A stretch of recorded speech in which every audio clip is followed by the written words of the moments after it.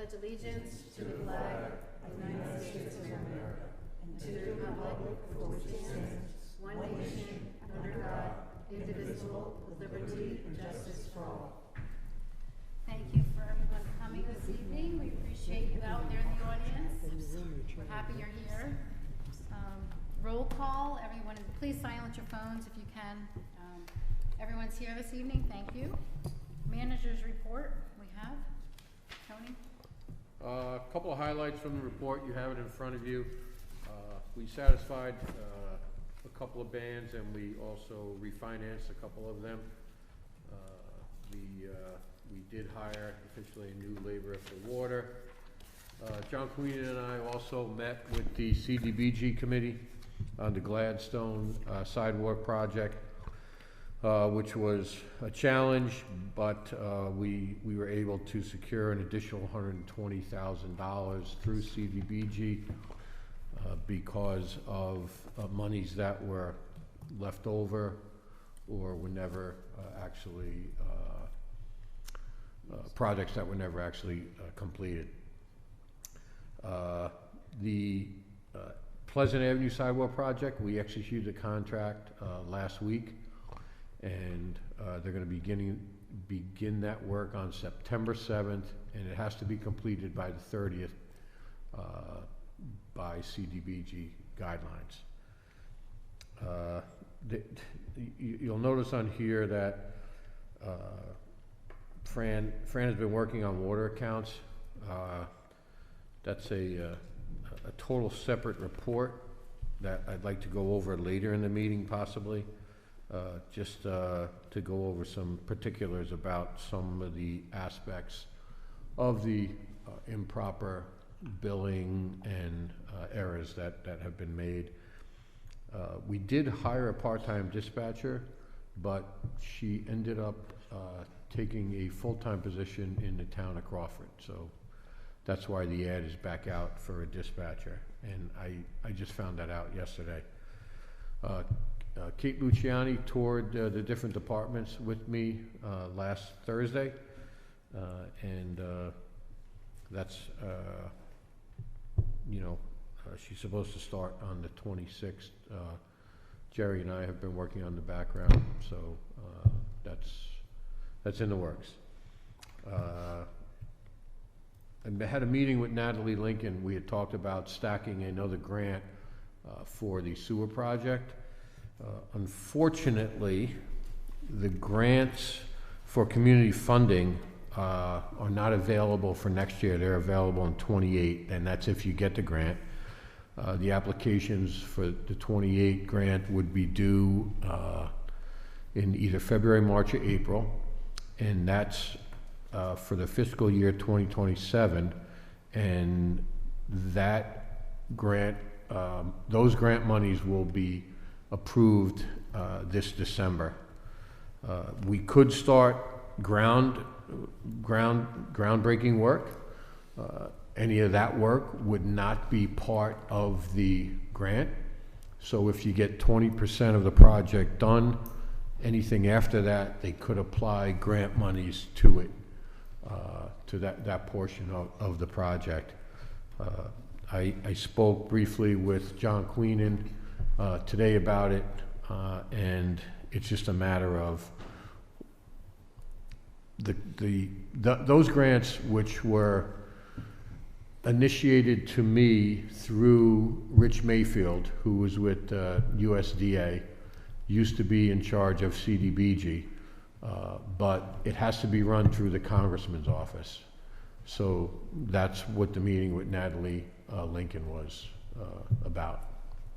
So that's basically on hold, and that's essentially, the bulk of the larger items that for the last 3 weeks. Anyone from the board have questions? Any questions? I do. We don't have a company doing the background checks? We don't have a particular company. The county sheriff's office does it. The fingerprinting is done through, what's the name of the company? Indecto or something? Lindecto? Yeah, something At like that. in Windsor, in Newburgh, yeah. So they're doing the fingerprints, and then the background checks are done through the sheriff's office. There's no charge for that, as far as I understand, unless the board decides to hire a No, I company. was just wondering why a trustee has a hand in doing background checks. I thought maybe. Trustee what? I was wondering why trustee Mishk had a hand in doing background checks. No, he's not doing it. We're You just, just said that you guys were working on it, so that's why I was. yeah, no, wondering how- he's not doing the background checks. We were just working on the actual process and what was gonna be done. Most of it's done during fingerprinting.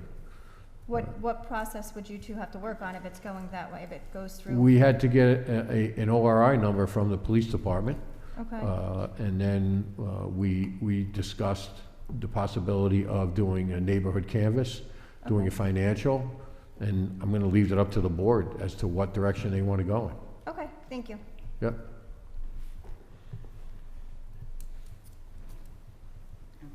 Anyone else for the manager?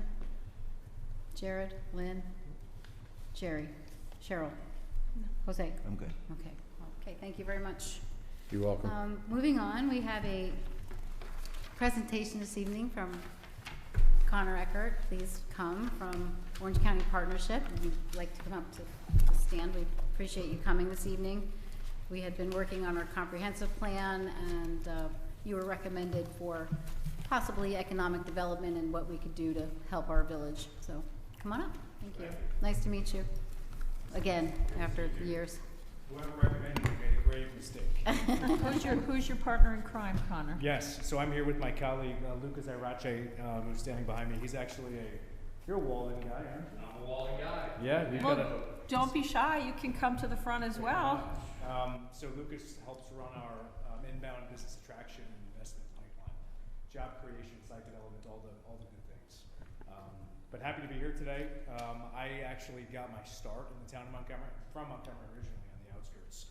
So have very fond memories of going to Guido's Pizzeria on the way to the Showtime Cinemas, which is no longer unfortunately, but that was the way my parents would cut back road, and ended up going away to school and came back and had an opportunity to run the town of Montgomery IDA and be the director of planning there. So spent a lot of time in Walden. Happy to be here. I get my hair cut in Walden, even though I haven't been there in a while. Shout out to the Barber Lounge. Love it. But thanks for having me. Again, I'm the CEO of the Orange County Partnership. We are a 501c6 not-for-profit economic development organization and the lead economic development group for the county, responsible for job creation and site development, and increasingly helping our communities with downtown revitalization and infill downtown activity, which is becoming a real critical piece of the full economic development puzzle. So really happy to be here. So again, I benefit from having some background in Walden, again, both growing up in the area, but also working in the town for a few years. And Walden, we've always, on our team, been so intrigued because you have the bones of a city's downtown in the boundaries of a village. You have walkability, you have these intangible assets that communities across the region and the state are fighting to build. They don't have naturally, right? So you have this leg up in a really unique way that I've always found compelling, both working in the town, but now at our county role. And I also benefit from, at the same time, I'm a voting member of the Governor's Regional Council for Economic Development, so we get to see what's happening at a regional scale. And I think Walden has a unique value proposition, including that dense historic downtown with the unique and older building stock that, again, is becoming a real unique asset for economic development and redevelopment. You've got the Wallkill River, which, as we look at attracting and retaining young people and professionals, these natural assets are becoming a really unique, qualifying value add for communities as you look to attract and retain residents.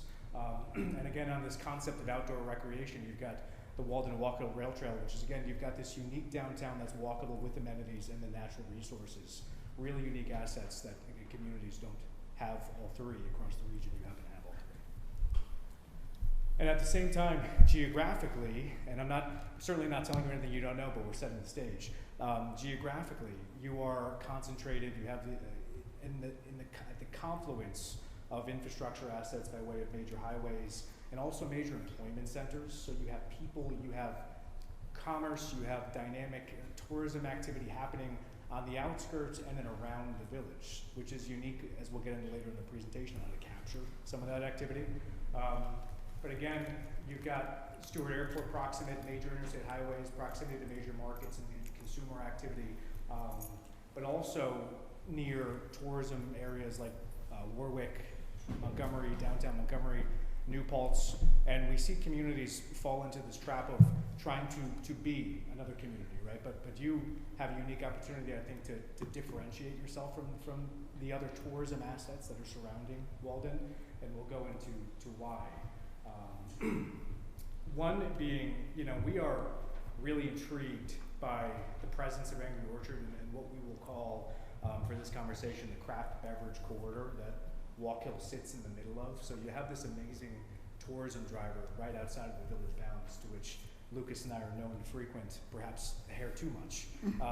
But the difference is we try to come to the downtown after we're at Angry Orchard. We try to tell our friends and our colleagues to make sure to go visit downtown Walden.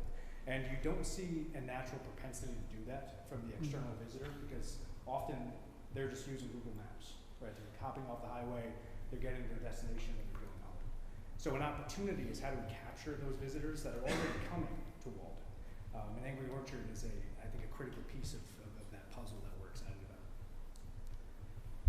Insert this concept of what we've been playing with is the craft beverage corridor. So we have Angry Orchard on one side of the village. You have the proposed milk factory on the other side of the village. You're proximate to Managini Winery, and then additionally City Winery Hudson Valley. So there's a cluster of tourism assets by way of craft beverage that surrounds the community that, again, we look for these unique qualifying assets, and that is something that is unique to Walden. And as we look at how do you maximize these opportunities, I'm sure a lot of your comp plan effort will be aimed at that.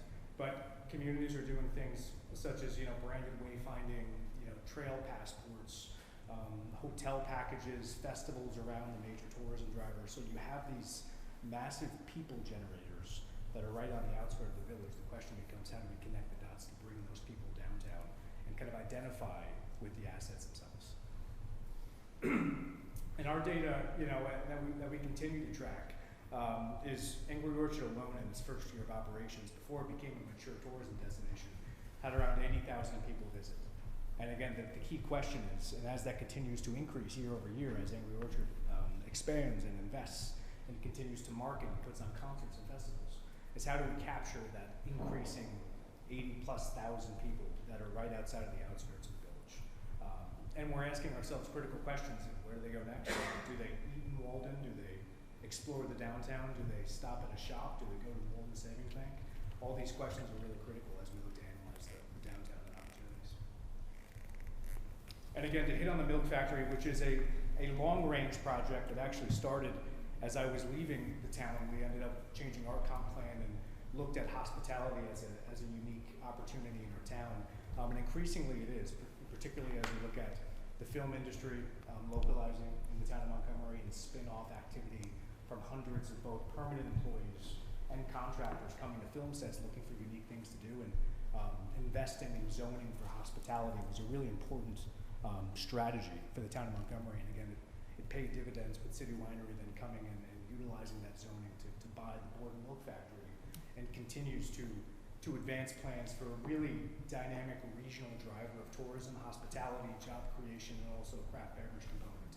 So this concept of end-to-end craft beverage trip, really unique to us. And increasingly, historically, housing and economic development were very much siloed. They were just two different things. Housing, economic development, and workforce were the three big silos. There was never any crossover. Now it's kind of one big pot.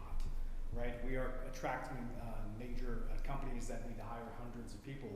The employers are asking the question, well, how can I attract workers to whether it's an advanced manufacturing facility or R&D facility?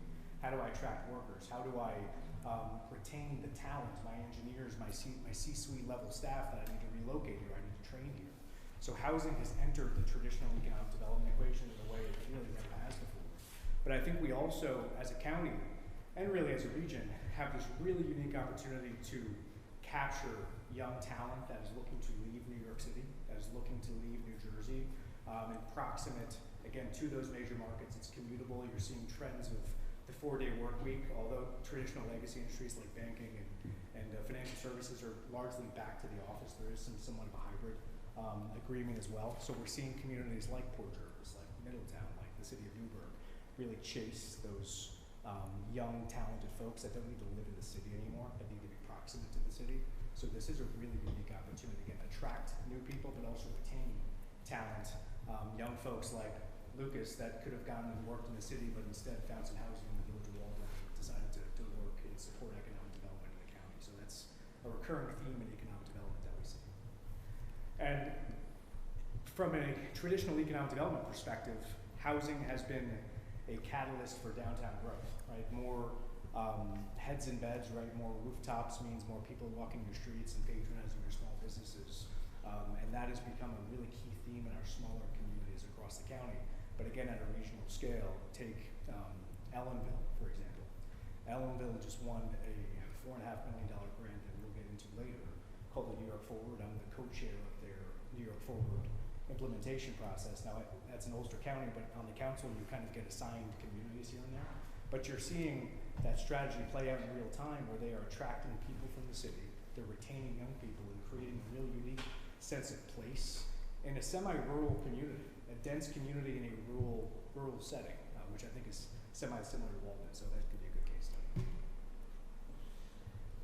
And you're seeing themes of, and I find this really interesting at a regional scale, of utilizing underutilized parking lots and commercial strip malls as potential mixed-use adaptive reuse sites. Take the potentially underutilized but overparked strip malls that were built in the 80s and 90s, where you see a quarter of the parking lot underutilized most of the time, or you see areas of a strip mall that are underutilized but have impervious surface. You're seeing communities invest in housing and again mixed use to try to bring customers to the retail destinations, because that walkability and that sense of place has become very important to the modern consumer. So we're seeing that trend at a regional scale as well. Looking at parking lots, looking at older buildings that are perhaps forgotten and need some adaptive reuse, redevelopment. The more proximate you are to retail, the more proximate you are to unique community assets and walkable, I think the more powerful a site you have to build housing in your mixed-use project. That's the example of shopping center and mixed use. Again, you're seeing it in New City, Rockland, you're seeing it in the city of Newburgh. These historical retail legacy assets being reactivated by building housing on parking lots. We're going to see it at the Galleria Mall in the town of Walken, a couple hundred units to help revitalize the mall. They're building in their own customer base on the underutilized parking lot, which I think is highly unique. So the village, you have this amazing historic character, you have walkability, you have proximity to all of these unique tourism assets. Although disparate, could be connected in a really unique way, whether it's, again, branding and wayfinding, whether it's branded festivals, whether it's connecting and zoning for more hospitality-friendly uses that make it more predictable to invest in the village. But there's also things we're seeing at a regional scale by way of cohesion, as in standard downtown design, as in streetscaping in a very deliberate way to encourage walkability and the utilization of public space. So you create a welcoming, kind of unique environment that bodes well for walkability, that helps food and beverage operators by pushing foot traffic to your downtowns. So villages like Beacon or Allenville or even Red Hook for that matter are all very deliberately investing in cohesive downtown design that has coordinated signage, that has standardized facades, that has strict awning laws, that has strict painting and design standards, and it builds this cohesive feel that can protect the historic value of the downtown while giving it a sense of, again, walkability and modernization while keeping the historic nature. So as we looked, we spent, the last couple days really, again, Lucas lives in the village. I've spent so much time here. Our whole staff is local to Orange County, so we polled everyone in the office.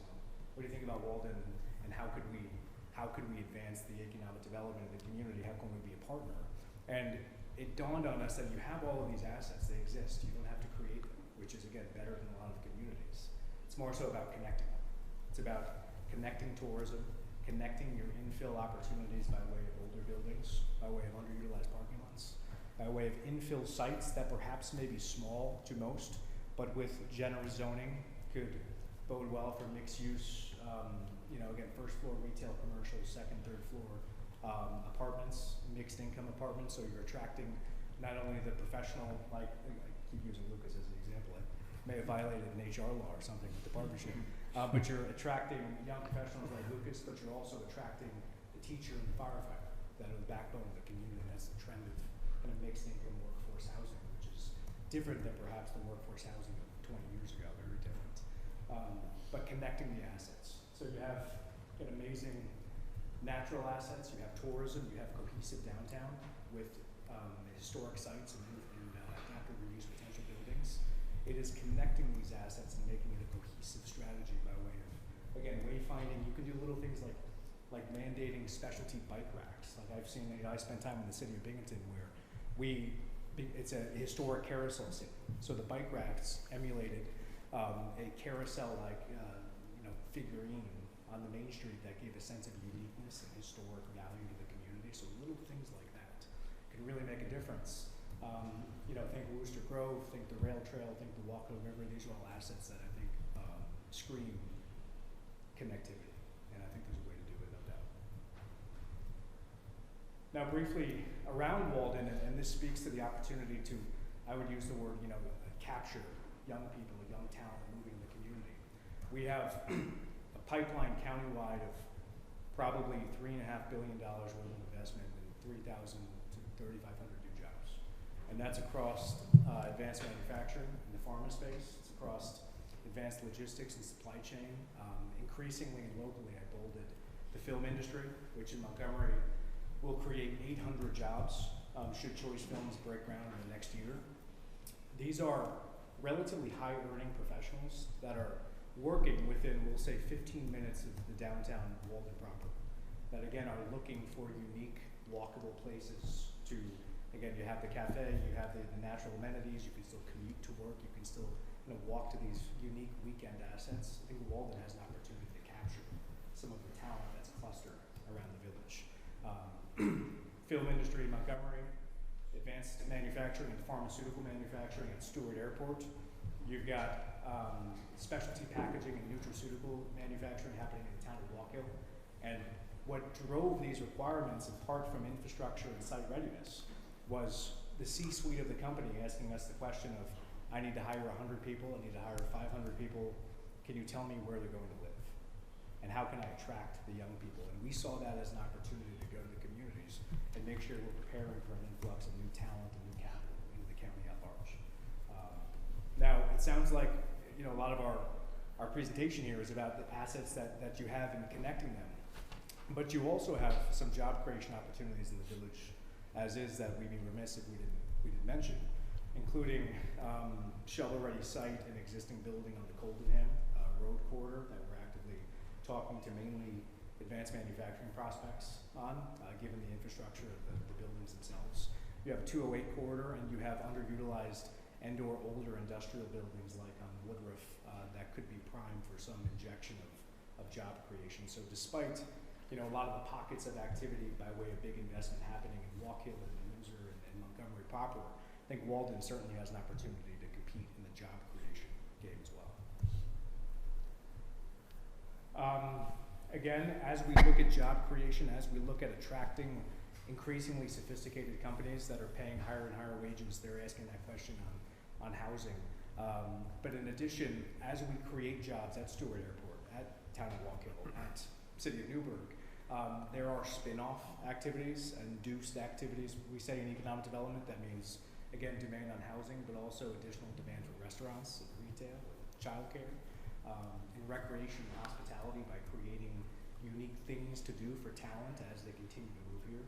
These are all opportunities where Walden, given your geographic location, and really the heart of all the activity, you can capture, and that supports your downtown, your tourism activity.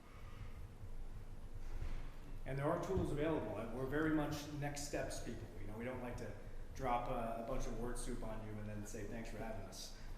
But there are tools out there, no doubt, including I mentioned the New York Forward. Now that's a $4.5 million grant offered through New York State, the consolidated funding application. And effectively it was born out of the $10 million DRI, that was for larger communities, but towns, villages, and smaller cities kind of felt like they weren't getting a proper bite at the apple. You know, how can a small village compete with the city of White Plains, right? So the New York Forward was born out of that. And you are seeing Village of Montgomery, Village of Ellenville, Croton, smaller communities winning these dollars that is translating to new investments and revitalization in the downtown. So that's one tool that could come in handy. Two, and more simple, right? So New York Forward is a very comprehensive process that probably requires a committee and requires, you know, local law adoption and hiring a consultant to put together a big proposal. Then you have to pitch it to the state. In the meantime, the New York Main Street program is highly impactful. It can help for things that we talked about, like facades and storefront improvements, infrastructure investments in your downtown, commercial rehabilitations, supporting housing by way of, you know, apartments over retail and accessory dwelling units, things of that nature. New York Main Street, and then generally, it's called the CFA, the Consolidated Funding Application, which communities can apply for to upgrade downtowns and infrastructure, but also individual projects can apply for. So if you have a business owner in the downtown that wants to build a new housing project or a manufacturer that needs to expand, the CFA tends to be a wealth of information, but also resources for these companies looking to expand by way of offering grants.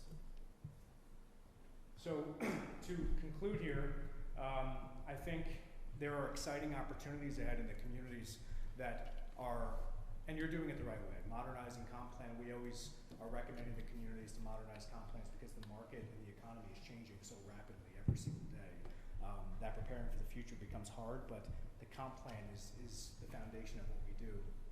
So for one, we have this great opportunity to capture new residents, but to retain young talent, and that starts with zoning for predictable investments in downtown revitalization and housing and in hospitality, creating this unique people-driving activity that again becomes a unique place for visitors and long-term residents to stay. Two is activating underutilized land. Now this one, it sounds simple, but that is looking fundamentally at underutilized parking lots, older buildings that again, there's state programs out there to help revitalize. And you have certainly no shortage of really unique, I would characterize as cool buildings that could be repurposed. And we're happy to talk about that offline, but a handful. And you also have some sites that could be repositioned for large investment as well. Destination, you have the tourism assets already. There's I think a cohesive opportunity to brand, but also look at zoning to find supportive industry that can support your tourism assets. You have an Angry Orchard out in the outskirts of the village, but there are opportunities potentially out there for additional agritourism, for boutique hotels tied to the natural landscape. That is a big movement in the Hudson Valley, quite a big movement, boutique hotels. So I would look at finding ways to modernize and streamline zoning to allow for the investment, if that's the investment the community wants, to find ways to streamline and get projects into the ground as quickly as possible. Three is connecting the experience, which again, you have natural assets, you have walkability, you have history, you have people, you have industry. It's connecting the dots on there, and I think there's a path to do that via what we discussed today. And the most basic fundamental, but is often lost, is creating an environment that is predictable for investment. Now, the seeker process in New York can be incredibly daunting, and John Capella knows better than 99.9% of people that I know. But communities can do certainly their part by making sure their processes are streamlined, that the zoning is predictable, that you're zoning for what you want, encouraging the scale of development you want, and making it easier for good projects to get to the market quicker. And sometimes that requires adding more regulation. But if the regulation is clear up front, we found that good projects have no problem checking the boxes as long as it's clear up front and it's predictable. So again, to conclude, we're excited about the future of Walden. We are thankful to be here. Hopefully the external perspective was helpful, and again, Lucas, myself, our entire team is at your disposal to help connect dots and advance the village, because as the village of Walden goes, I think this central area of Orange County goes. And we're thankful for the partnership, and I'm happy to answer any questions. And now I'll stop talking. Everybody's thankful I'm not done talking. This guy can go, can't he? Yeah. Thank you. Anyone on the board have any questions? I do, if you don't mind. Please. You touched on one thing that I agree with. Walden is a drive-through village, not a destination village. We have two major roadways that are great to have, and yes, we're sandwiched in between. I find when I was trying to restart the Walden Business, Council to get businesses to try to revitalize, how would you? There's a feeling, I don't want to say complacency, but defeatism. Oh, this is just Walden, it's just the way it is type of mentality, both with residents and with businesses. What are your thoughts on combating that to get that? Because if the desire for businesses, if they don't work on towards wanting to reach out to draw in that traffic so that it's not just a drive-through village, to make people want to stop here, what are your thoughts on getting them to be more engaging? It is an important question, and I you're right. It is a drive-through village in a lot of ways, unless you know to come downtown. So I think, particularly the village can take a leadership role, whether it's we see town of Tuxedo or city of Port Jervis. They actually have, whether it's an intern or someone on staff who's doing marketing for their downtown, who's trying to pull people to the downtown and telling the story. Because again, you have this unique, compelling story to tell with all the assets and the tourism drivers on the outside of the community. But I think combating that requires the village and or the economic development community, whether it's the Business Council of Montgomery or even the Chamber of Commerce, helping tell the story of the downtown and the broader growth story. Because now it is, you're right, the conversation is dominated by the folks who are perhaps disengaged, but telling a different story is important, and now social media dominates how that story is told. So I would invest in that as a village, no doubt, because you have the story already. It's just about getting it out there. And do you find that an incubator model would be helpful to the village? It has been in other areas like in Brooklyn and whatnot. Yeah, so potentially, if you have buildings that could be incubator space, I think there could be natural partnerships with our partners in higher education, but largely we found the incubator model to really thrive when it's co-located at institutions of higher education. That being said, if you have a building or a unique asset that we can put in front of our incubation partners, absolutely, I think it helps for sure. It is aspirational in a lot of ways because it's, again, that is an investment that is often found at like University of Binghamton or University of Buffalo on campus. Mm-hmm. But we've seen opportunities, no doubt, but it's about having the right space and again, connecting the dots in the story. And my other question is, it's hard to be not a drive-through village if you don't have that many businesses on your main street to draw people to stop. One thing Walden has, we have quite a collection of, unique ethnic food restaurants, which is certainly great. It separates us from many other communities. What are your thoughts on how to draw business to think to come to Walden? What would be the selling? Because people aren't going to stop if they see a lot of vacant. Because one of the feedbacks that I had when I was going door to door and asking people, they equated empty storage place as unsafe walking. Main Street's sketchy, shady. Why are these places vacant or boarded up? It must not be a great place, which is not the case at all. But how do you flip that mindset and draw businesses in to want to come to the Main Street corridor? Yeah, that's another important question, Cheryl. And I think it could start with, and our team can be helpful in this, and perhaps with your assessor or whomever from the village makes sense, with inventorying all of your available properties, putting them on what we like to call a sell sheet, right? So an economic development marketing sheet. We have one for Coldenham, right? Where when a prospect calls us, we're able to send them all the specs on the property. I think we can do something similar for the downtown, and then put that in front of the top, we'll say retail real estate brokers in the market who are running around with clients, whether they're restaurants or commercial operations, because the communities that are winning are aggressively marketing their available spaces. And that's a great place to start, I think. For one, documenting what we have very directly, and two, connecting with the brokerage community to make sure when they have a requirement for the prospect that the Walden buildings and storefronts are on, at the top of their list to review. And my other one that you brought up, the unique, housing situation. Yeah. We have an aging water sewer plant. Sure. More apartments or conversions means more tie-ins into a sewer plant that needs significant work. Are your thoughts that it's not possible to really revitalize an area unless you have that housing component? No, not necessarily. I think, seeing new investments in housing has been a common thread across what we see at a regional scale, communities that are revitalizing, because the attraction of new housing to a community, again, you're attracting new people with that new wealth and new customers for businesses. So they kind of do go hand in hand, and I think when we are working together to attract businesses to the downtown or supporting your efforts, the retail users will ask the question or ask us for data on how many rooftops, they say, are within 25 miles.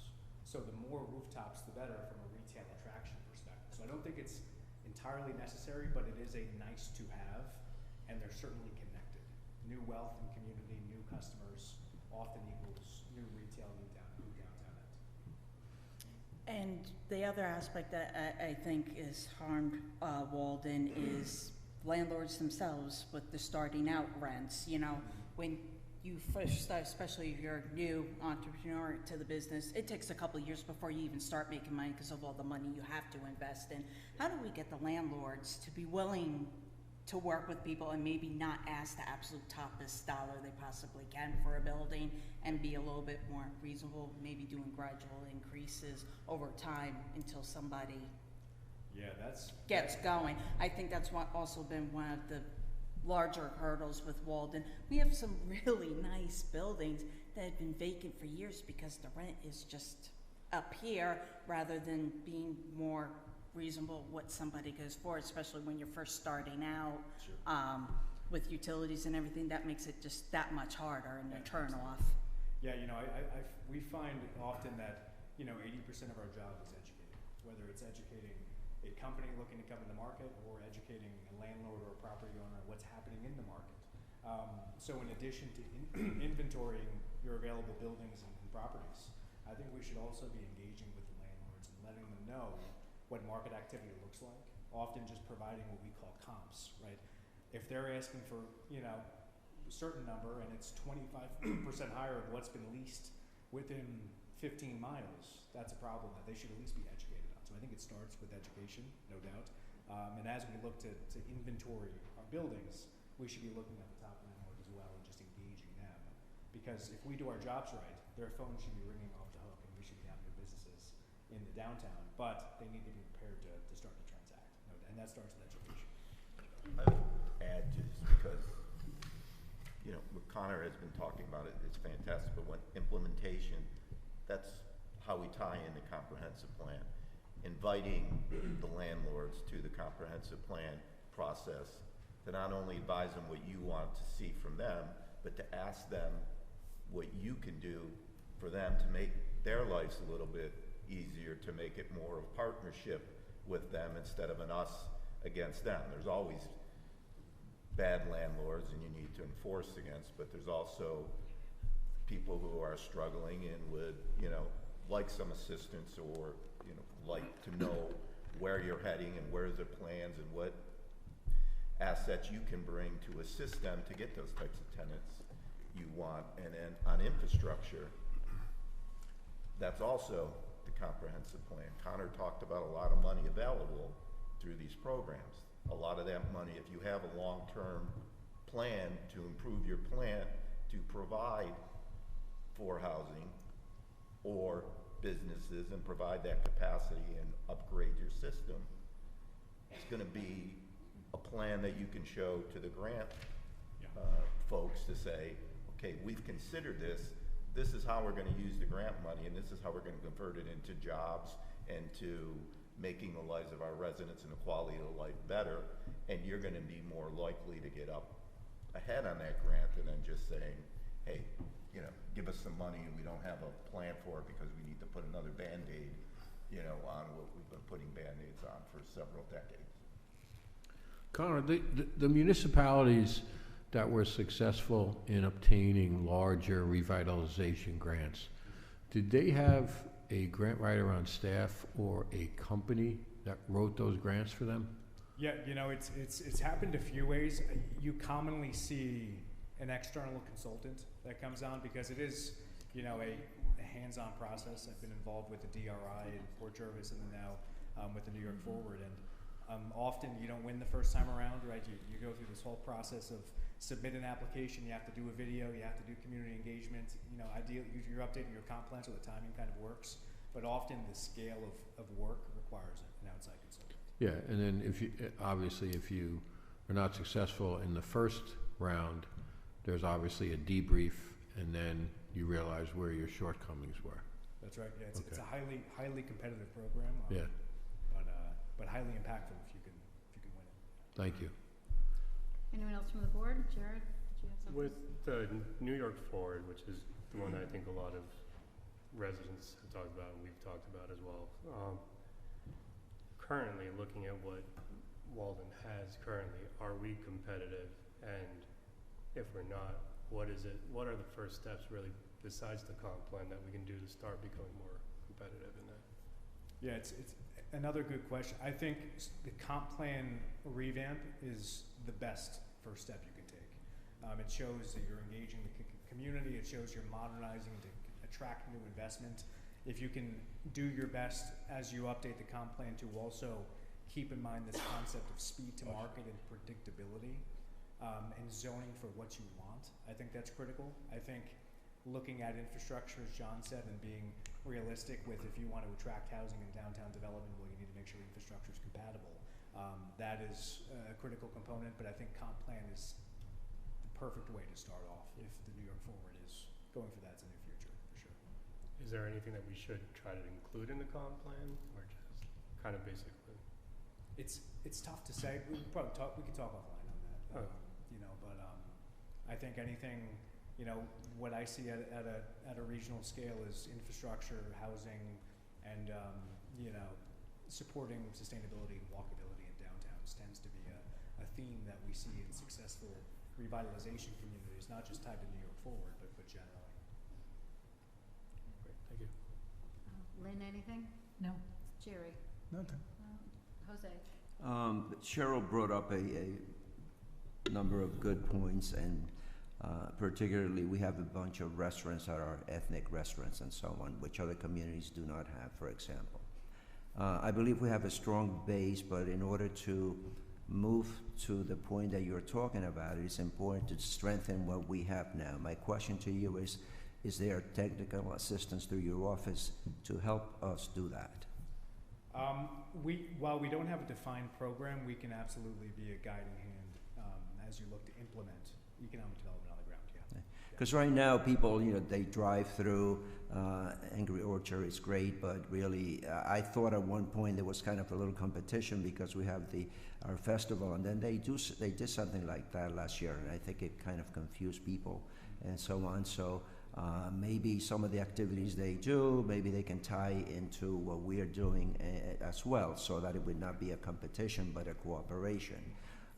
We have other communities, institutions around that could be of help, but I think that we do have a very strong base. A while back, we did it was the comprehensive plan, and we did a lot of, it was Alan Sorensen who was the planning person for the county, and he was our consultant, and we did a lot of planning based on those issues. We have a huge structure over on Grand Street, sitting there vacant, for which I had, apartments on top and retail stores on the bottom, and that didn't pan out. And having the rail come in here is a very strong asset for the village. So, but I think that we need to strengthen what we have. And Cheryl, she encountered some resistance to actually reaching out. People, so it's getting those merchants also to engage in the process. And I think that's our job, actually, to get them involved. Yeah, I mean, even if it's, some sort of ad hoc, business engagement Yeah. committee of the board or whatever it may be, I think engaging the business community, getting their buy-in, and to Cheryl's point, helping combat the feeling that you described and telling the different story, especially as you're updating comp plan, that is the perfect timing to engage the folks who you perceive to be a roadblock, but also the folks that you should be activating to be external advocates for the downtown. Because we can advocate for the village all we want, and we have to, right? But if you get your Main Street folks out in the community advocating for the momentum happening in the downtown, it's a completely different animal, I think. It taps into something different.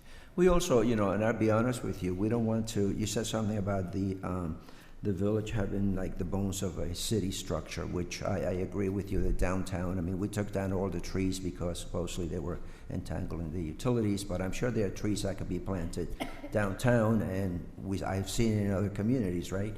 So you look at that, and also though, in terms of the housing, we cannot become a dumping ground, to be honest with you, for housing, and that's a fear in this community, okay? Single-family homes being bought and being broken up into rooming apartments and so on. So those are things that scare the community. Those are things that they're real, they need to be addressed. And you have to be, I know people are anxious, they get concerned, you bring in new communities. I'm new here, 1992, I'm still new. And basically, it takes, we have to look at the housing. We don't want to be turned into a community where, people are moving in and out all the time. There's no stability. The houses become rental units and not homeowner occupied. So those are real issues in this community that we worry about. Yeah, I think it's totally fair, and we found, every change is a friction in any community that we go to, no doubt. It's a fear of the unknown. But we found, and as you do your comp plan, the communities that, if you want to do housing or retail or whatever it may be, having very strict performance guidelines and strict, code requirements is okay if you keep it predictable. And I think the more stringent your rules are, the better type of developer you attract. Because again, if you have 40 requirements, that's okay, but as long as everybody knows up front. Right, and I agree with you, and that's always an issue that I had from way back. You cannot be changing a zoning, a law in the middle of somebody trying to do something. When the person comes in, he or she should know that this is what I can build here, and this is what could get approved. On the other hand, if you buy the property, you buy with the understanding that that is what's approved for there. You don't want to now change it and turn it into, spot zoning or something of the sort. And workforce development housing that you mentioned before, that's a 20-year term, that's what you said. And really, in terms of cost, what is the cost for workforce housing, right? The cost for that, and who does it serve? We develop a lot of senior housing, right? We did something in Montgomery. Is it occupied?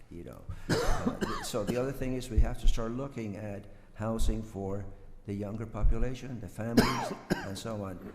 I'm an old person myself, but how many housing units can you possibly build for seniors and not consider the families that are going to support those, seniors, support me, support my, taxes. Absolutely. Well, I had you pinned at like 41? Yeah, no, 29. 29. So yeah, look, and even to your point on housing, because of the lack of, we'll say, affordable senior in the market, you're seeing the older population, because they want to age in place, hang on to their homes a bit longer, and the younger families are not. The stock doesn't open up for younger families to move in. So it is all circular, having senior affordable housing, but also workforce housing. It's all circular in the way it opens up additional housing stock as people move throughout their lives. Right. So that's No, I understand. that's Thank exactly you. right. Yeah, thanks. Christy? It's a lot of information to take in. It's a lot of, and I think working on downtown is great. I don't think we should forget about the outside businesses as well. I know there's one family that's looking to come in with a business that's been trying for months and hasn't been successful yet, so hopefully we can work on that. But it's it's a lot of information to take in, and hopefully we can figure something out soon. Absolutely. We're here to help. Did we get that PowerPoint presentation? or- Absolutely. That'd be great. Okay. I do have a couple questions. Are you done, Christy? Yeah, I'm good. Thank you. To gain your knowledge and your services, is there a membership that we have to be a part of, or how does that work for us as a No, not village? necessarily, and I think you guys are members already, which I is think great, you so are, but- thank you for that, yeah. Yes, yeah. you're welcome. So we can call you and ask you questions every day. Even if you weren't. Perfect. Absolutely. I know I went on your website and I just had a couple questions. What does your small business support look like? Because you said that you support small businesses as well. What Sure. would, if we called you and said we need help with small business, what does that type of support look like? Yeah, I mean, it certainly depends on the situation, but let's say you have a business, as Christy said, that's trying to come into the village, and perhaps they are, struggling with connecting to the right professionals, or they're having an issue with the Department of Health, or they need to connect with, the SBA or the USDA, any of the federal regulatory agencies. We have relationships in all these agencies, so we can certainly help connect the dots for them. And separately, and sometimes businesses just want to feel as if the economic development community can wrap their arms around them and help them guide them through the process, whether it's building a permit, again, connecting to professionals or resources, we can do that. We do have a lot of zones here. We have an MX zone, which you had the lofts above the business, which is not substantiated yet. It's a beautiful building. The village has also put out, helped with 2 owners who were possibly going to come here and supporting granting for them as well. So the village also did that, and they both fell through. So MX, we have seniors on Main Street. We have seniors on the other side of the village. We have that. I think we have a lot of different venues for people to rent and to own.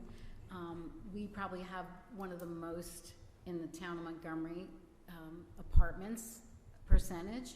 I think the town of Montgomery actually uses our percentage as because we're within the town, so they use that for their low income and their apartments. I think they use that as our part of their, whatever they need to use that for. They will use that.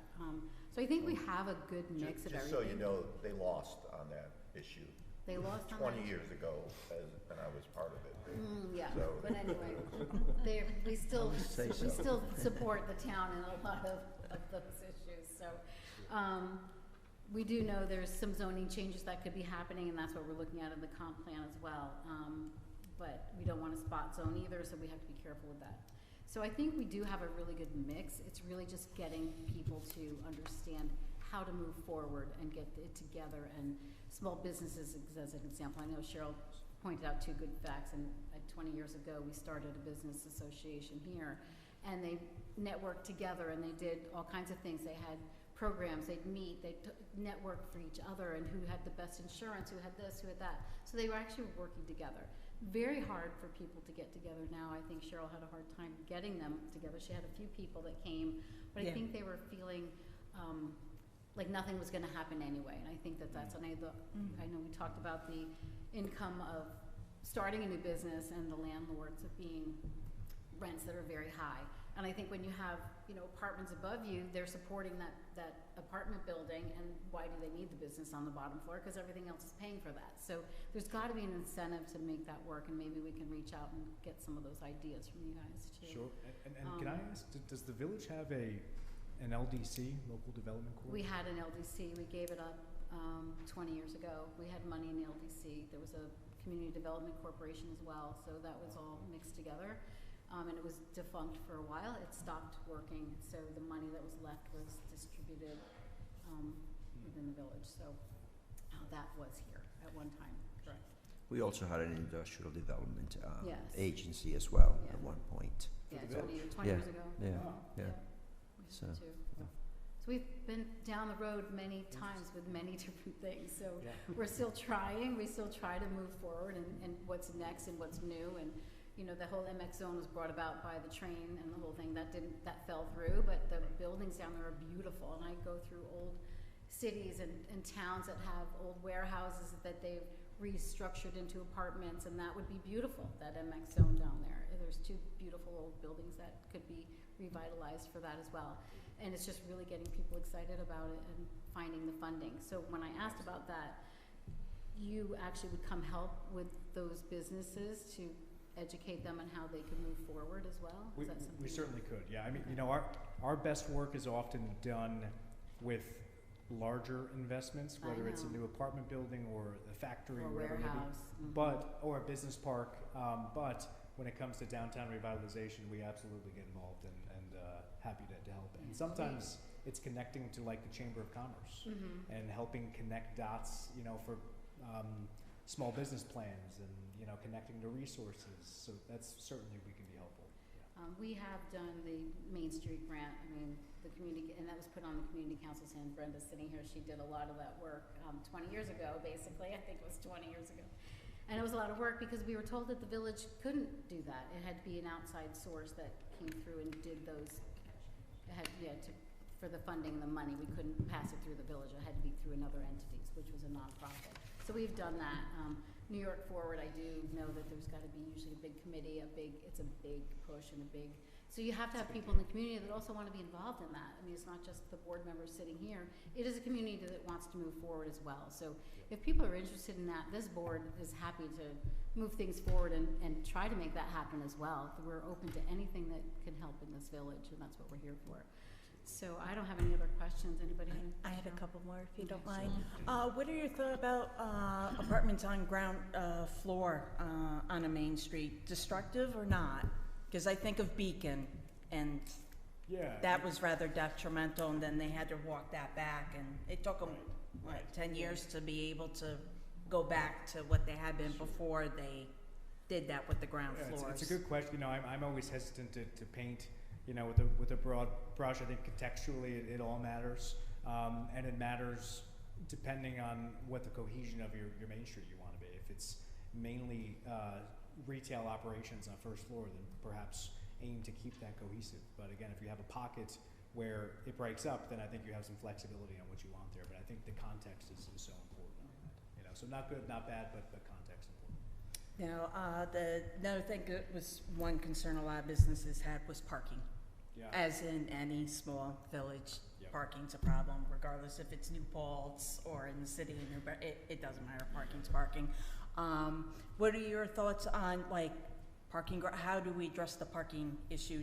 Do we do paid, parking, meter parking, which didn't throw too many businesses for that thought, because they're competing with their customers for a parking spot. Yep, that's right. I mean, you're seeing some communities invest in parking garages. They are quite expensive to build, so of course you want to make sure you have, the demand to fill the spaces, and of course that's part of the due diligence you do. So I know Middletown just built a parking garage.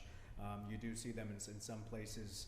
I always think surface level parking is the creme de la creme. That's always the lowest cost, most accessible, but a small scale parking garage, although it could be costly, it could be impactful if the downtown is truly strapped for parking. You do have a municipal parking lot that Yes, everywhere. sits there Empty. pretty vacant because there's been no connection over 25 years or thought to how you You're could talking about the connect it. Maple Street parking? How you could One, connect yes, it, how you that could has light 18 it, how parking you could spots in connect it. And And make the one it on Main Street, usable for the Main Street. people and There's plenty advertise of it so they parking. know it's there, but it doesn't. People just have But to also walk. the employees have to find a parking space that is not so close to the store. You have to make it a policy that as an employee, you park over there. And the parking spaces near the business are available for the customers, right? And we do have, for a village this size, we have a good number of municipal parking lots. People have to be directed. We have a little sign over by the post office directing to, Oh, yeah, I'm not saying we don't, but Yeah. you also, if we're gonna have increased housing, no, we I- already have streets where we're looking to have parking only on one side. Right. Those cars have to go somewhere, and if we have more homes that are split up, No, I well, if they understand that. don't have the driveway, the cars have to go somewhere, so you have to be forward-looking, where do these people go? Right, but we're talking about downtown, right? So there is, and also there are rules in terms of how many parking spaces you have to have per Well, we can unit talk or about something. that as a board. Yeah. We can talk about Which that. is something your comprehensive plan could use, because most municipalities don't like to know it, but they're overparked, which leads to a lot of asphalt and a lot of useful space that's not used the majority of the time. So that's one way to consider and attract businesses to allow them to go is not to make them build or find so much parking, but have the village to improve some of the spaces, make it more visible, make it more accessible, so people could use that and the businesses could potentially, thrive. I've seen so many businesses on where the hole is next to John's Taylor's. There's been a lot of great restaurants there. Yeah. They very seldom survive because parking is not designated or, signed to allow those places and allow. I don't people think to it's get there parking the comfortably. issue. Yeah, I don't think parking is the issue over there. It goes back to people understand, knowing that those restaurants are here. It's not parking, it's, people being, letting people know, somehow. I think that we have a role to help market those businesses. And whether you have 20 parking spaces there or 30, it would not matter if people do not know that the business is there. I mean, so it And goes to. sometimes if it's not an open space right in front of the store, they're not stopping, so. Yeah, but there when you go to the mall, But- right, you but go to we the can- mall. We can talk about parking later. Yeah, you go to the mall and you park, Right. I don't know, 20 cars away or whatever. So we should be so lucky that there isn't enough parking because people are really coming into the village. While we have Mr. Ecker here, does anybody from the public have any questions would you like to answer? Yes, sir. Please state your name. William Lopez. Thank you. Gladstone. Kind of had what they did in the village of Hatfield. Kind of was thinking the same thing here, the same concept. Because we're going to have two schools, looks like it's going to be closing. Walden Elementary and the other one. Why don't we reach out to one of the colleges and have a sub here, or like whatever is the precious blood over here? They could always, that adds more younger kids. Plus, we need a youth program here for the kids wise and self. Probably clean the streets, whatever, we can get a grant or something like that. Something similar to keep the kids moving around, and it shows the public, like, kids out. None of our kids are out here running around unless, like on Gladstone they run around, but that's because the families are out all the time. But you don't see that. You just don't see the public itself. You need to see a thriving community, and even attracting a college, a BOCES, something here, or a jobs program would initiate more people coming into the community. Because the village of Hackett's done it, so you can study there, and they got the $10 million grant, and they got a $5 million grant, so they keep getting these grants. The problem is, we need to have the same kind of concept. Concept would be, how we can get these young people moving. Thank you. Anyone else from the public? Anyone? Committee member, I don't know. It's Thank so you. good here. All right, thank you. Anyone else from the board? We're done? Thank you for coming. We Thank appreciate you. it. Thank You you. will get us that. Thank you. Thank you, Connor. Can we get a paper copy? Yeah, sure. Thank you, perfect. Thank you. It was so Connor, nice is it, meeting is you. it, is it possible you can email that presentation Yeah. to the clerk, and then she'll distribute it to the village board? Consider it done. Right. Thank you. Thank you. Thank you. Thank Thank you you. so Good much. night. Thank you for Have the a good evening. night. Take care. We Bye, appreciate Lucas. you coming. We are going to head into executive session for a little bit of time for personnel. What am I going in for? Becky, I got a text during this. Could I please ask the mayor to speak into her microphone? Sure, I thought I was speaking into it. No, you Was turned your close. head away. Oh, I'm sorry. Yes, I will do better. I'm sorry out there. Thank you. So Thank we are you. going to go into executive session for personnel matter. Does that work? You have to be, Does that you have to work, be John? specific. Hiring? Hiring, that's Yeah. fine. Okay. Um, Possible. Possible hire. I'll make a Make a motion for motion to that. go in. Second? All in favor? Aye. We'll try not to be very long. Thank you for bearing with us.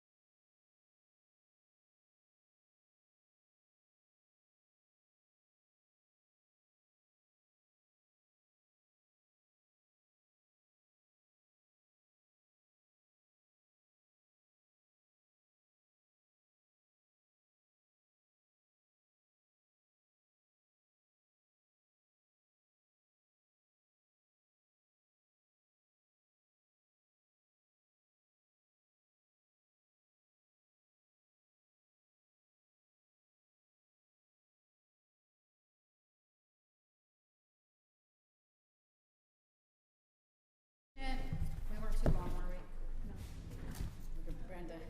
I didn't touch it, yes. We were good.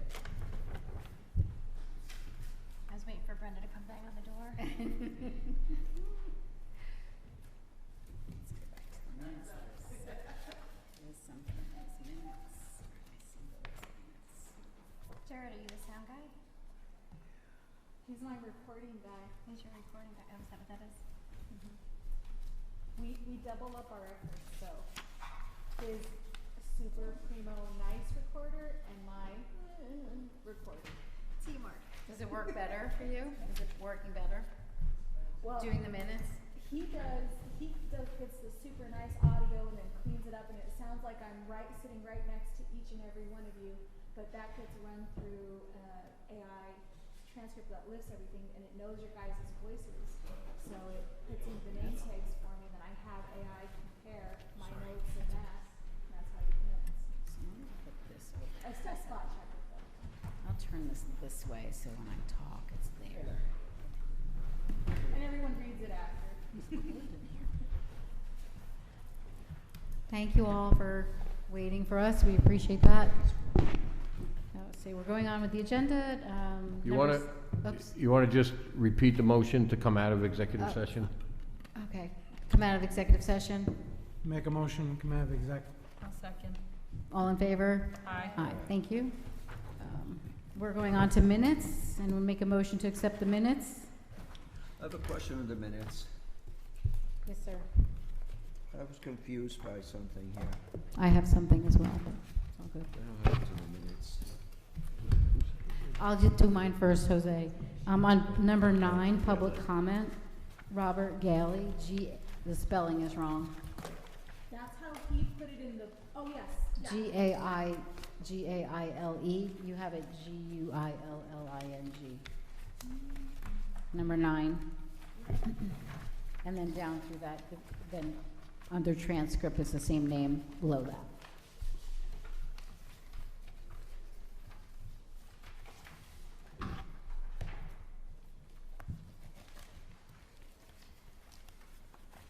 Gaile. What's that? Number 9, No. public comment. Well, then it's spelled wrong. It's spelled wrong throughout, if that's incorrect. Yeah, so it just has to be corrected, that's all. You finding it? Yes. Gaile. Yes. Okay, very good. And I'm pretty sure that I corrected, I did catch that, I had already printed this, so let me check and make sure that Jose, what do you have? the correct draft was posted to the website. Jose, go ahead. Yeah, on A, B, second paragraph, is that meant to mean that, it says there, the project had originally been set at 175,000. The mayor reported she followed up with Mr. Queenan, and they agreed to increase the village share. No, I think they agreed to increase the county share, right? Because if they increase our share, we have to pay more. And because, Yeah, Are you under CDBG? Is that what you're Right. under? yeah, so it had been set at 175, now it's up to 120,000 from there. right, so they increase their share. It's not that we have to, the way that reads is that we have more to pay. I don't understand what you're talking about. It says, It's right there. No, project- because the actual cost of the project is 357,000. Right. Confused about, where is it, right here? So it's 175 plus Oh, 120. it should say increase the village's award, Right. not the Right, village's share. exactly. Yeah, Okay, I see. The village's award. Yeah. Right. They gave us more money. We don't have to pay. We don't more have money. to They're pay, giving they are us giving us money. more. and then the number there, when Becky's speaking, I thought it was 357,100, so the 7 and the 5 are,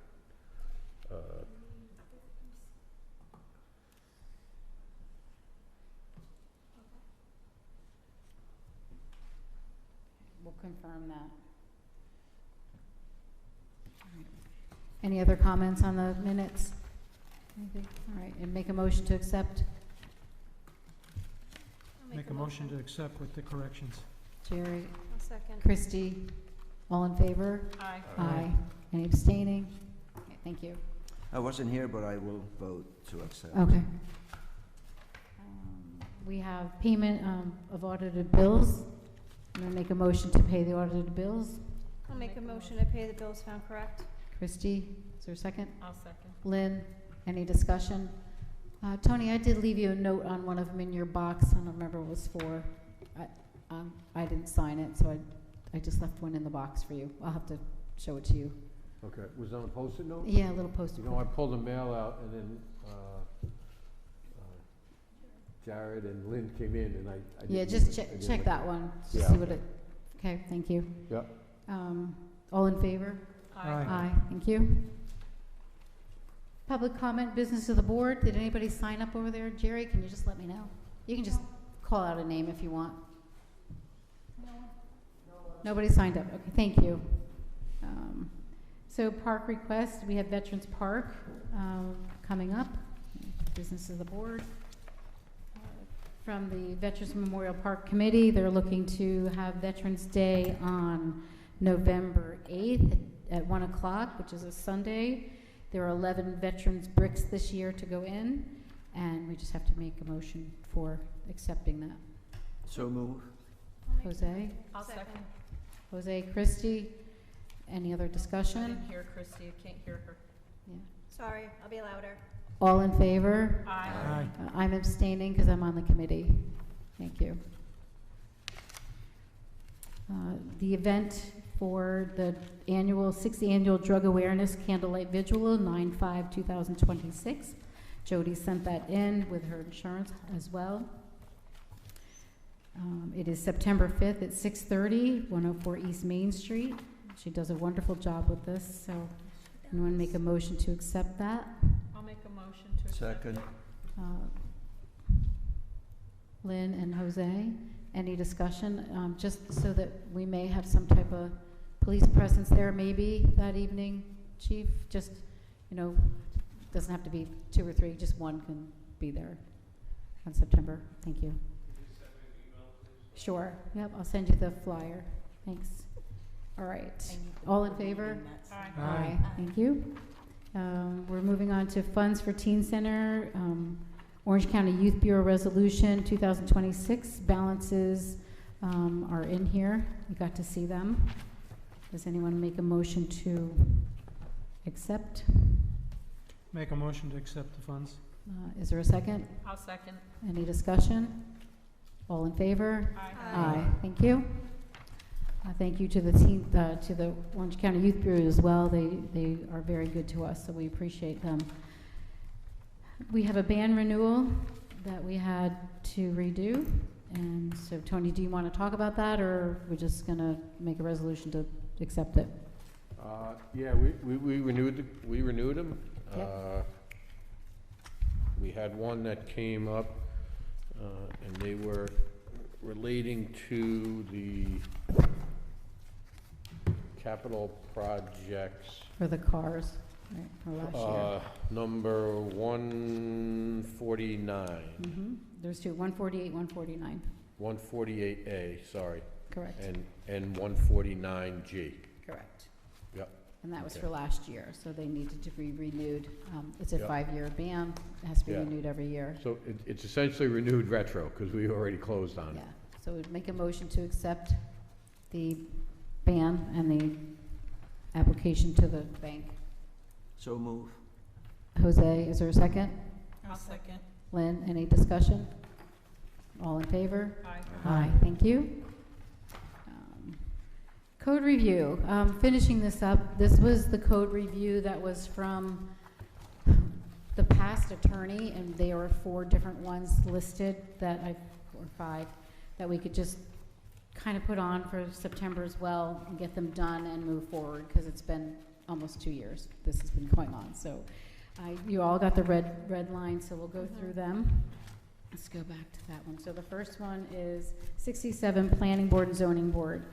And the change in that is that the village manager shall appoint the members of the planning board with the approval of the board. That was done before, that it was not listed in there. And then we took out the rest of that. And then we talked about adding, each member of the planning board shall complete a minimum of 4 hours training each year as required by the state of New York. Training requirements may be waived or modified by a resolution of the Village Board of Trustees when in the judgment of the Village Board of Trustees is the best interest of the village to do so. We moved down to section 2, which we changed instead of the master plan, we're calling it the comprehensive plan. And let's see. It goes back into the zoning board, is also by the manager, but then it's each alternate of the planning zoning board's appeals shall not attend less than 4 hours. It goes back, but it also adds the zoning board to that one and not just the planning board. So those were the changes in that. That's what we had talked about a year and a half ago, so I talked to the attorney and she wrote that up for us. Anyone have any comments about that? Anything that you want to address or change, or you're okay with it? I think I was okay with it. Okay, everyone's fine? So do you want to make a motion to accept the changes that were written? I'll make a motion to accept the changes as they're written. Christie, is there a second? I'll second. Jared, number 2. And do we want to possibly set this for a public hearing for the end of September, not the first September meeting? Not the first. The second September meeting? I mean, we have a couple more on the second one as well. The first one, we have the originals, and then we had added 2 for the, I think, for the How many are on the September. second? I think only 2 so far, I think. Okay. Add it to the second. If The second one? is okay with everybody. Yeah, I'm fine with public that. hearing for the second meeting in September, which is, The is it the 15th. 28th? Yeah. 15. 15. Oh, 15th, okay. 15th of September. So make a motion to put that on for public hearing on September 15th? So move. Is there a second? I'll Jose? second. Lynn, all in favor? Aye. Aye. Number 74, Traffic Violation Bureau. This was to come completely out. We do not have a traffic bureau, so that was in the code for, we don't know why. We don't have a traffic bureau, and then we just corrected, so that came completely out. There's still traffic violations and everything listed, but not the bureau, so that all came out of the code. Is everybody okay with that? Yeah. Okay, so there's a second on that one. Who's in favor? Make a motion to accept the changes. I'll make a motion. Lynn, and I'll the second, Cheryl. Any more discussion? Okay, moving forward. We'll put that on a public hearing for the second meeting as well? All ayes to accept. All ayes, yes, ayes. Aye. Everyone aye? Aye. Yes. All ayes. Moving, put that in for public hearing for September 15th as well. Lynn, make a motion. I'll make a motion. Lynn? I'll Is there- second. Time, Jared? 6:30 or thereafter? Yes, thank you. And all in favor? Aye. Thank you. There was something in that one. Yeah. Number 86, adult entertainment. That was just the fees for that was changing. Each day in violation continues shall constitute a separate and distinct violation. Everyone okay with the changes there? What is the fine? Yeah, I think. Is Is the fine It $100? was $50, it's now It's 100. a thousand. It's $1,000? Yeah. No, it's 100. It was 50 to 100. What? That No, just needs to get No. fixed. That's the not way what it it was. says. It's a typo on there. Yes. I think it's It was $1,000 if $50 you count to the 100. zeros that aren't crossed out. So What it's is it supposed to be? $100? Yes. Yep. Okay, so what is it? 50, it was 50, changing to 100. Well, this looks like it says 1,000. Yeah, there's a Yes, well, comma. change it to 100 and it was So it's corrected. 50 to 100 or it's 100? It's $50, changing to $100. I gotcha. Yes, I have a question. If this is a violation of the penal law, shouldn't it be the discretion of the judge to set that fine? I don't know, that's a question for the attorney. I don't know that answer. I mean, you could set, but penal law is a state law, but, you could supersede it and just say the fine is $100, but, I'd have to check it. I'm sorry? I'd have to check it. I don't know. Violation subject to the code provision, it should be 100. You could have it as a violation of your town's code as 100, but yes, it does reference the penal law. This was done before us, but if it does reference the penal law, then the fine would be whatever the penal law allows.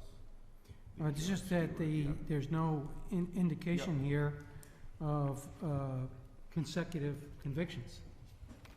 If does it more than once, there is it's read here, each day it's in violation. Right.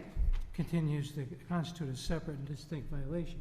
But if the person answers the first charge and is convicted and gets a $100 fine, what happens the second time or the third time?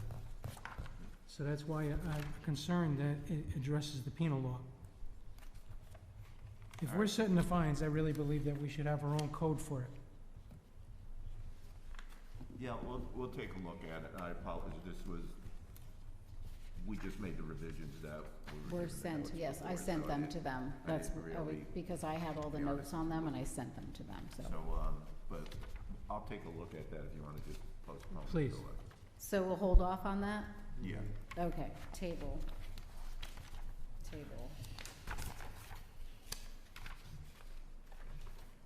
All right, animal, number 94, animal law, that was, the thing we were changing, it said animals, we were changing it to dog law at the very top, and then at the bottom, in section 5, they were talking about visually impaired instead of blind. They wanted to correct how it was written, that's all. I'm sorry, where are you? I'm on the Village of Introductory Law for Dogs, which is number 94.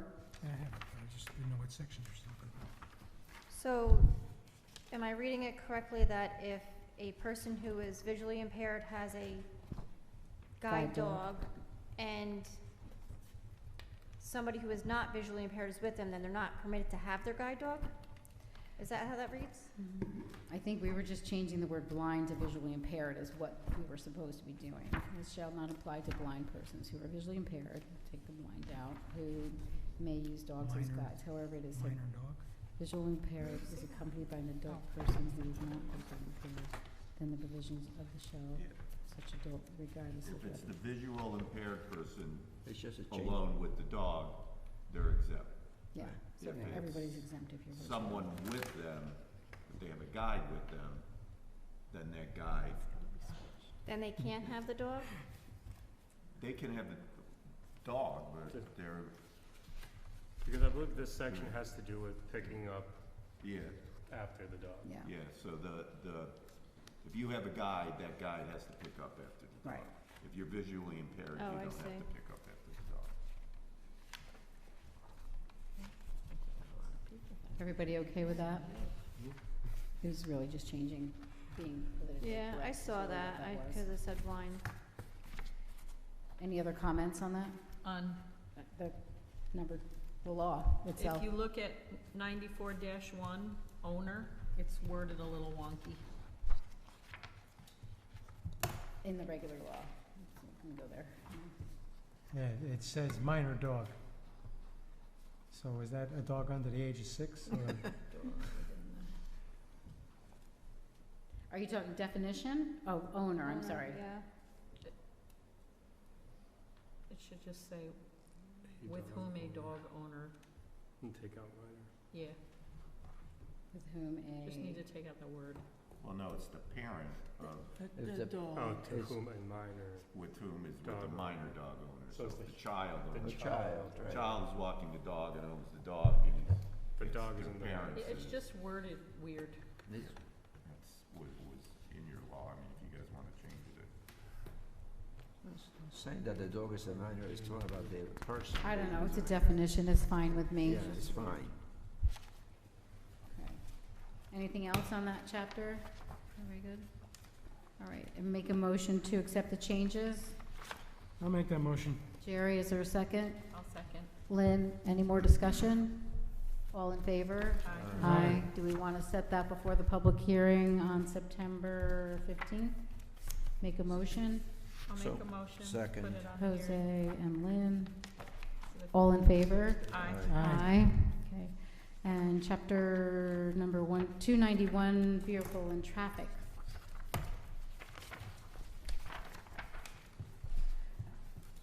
There was one change in the streets, but I did have something else in the back of that we may want to talk about. We read through it again. And this is no parking at any time, and this was between Gladstone Avenue West, between Clinton Street and Hillcrest Avenue, is amended to say Gladstone Avenue West between Clinton Street and Kelmore Street. So that was the one change, but I did have in the back, we go to the regular laws. 291? I can't hear, you're like mumbling. Oh, sorry. Which section? I didn't get there yet. That was the beginning. That was what the one change was, but let me find it. I have a page turned. Yeah, I don't know.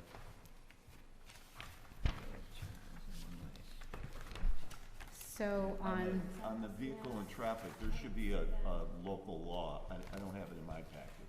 The yes, there's a, local- The local law is not this whole chapter, it's only a section that says, section, 291-17 is amended for the subsection that reads,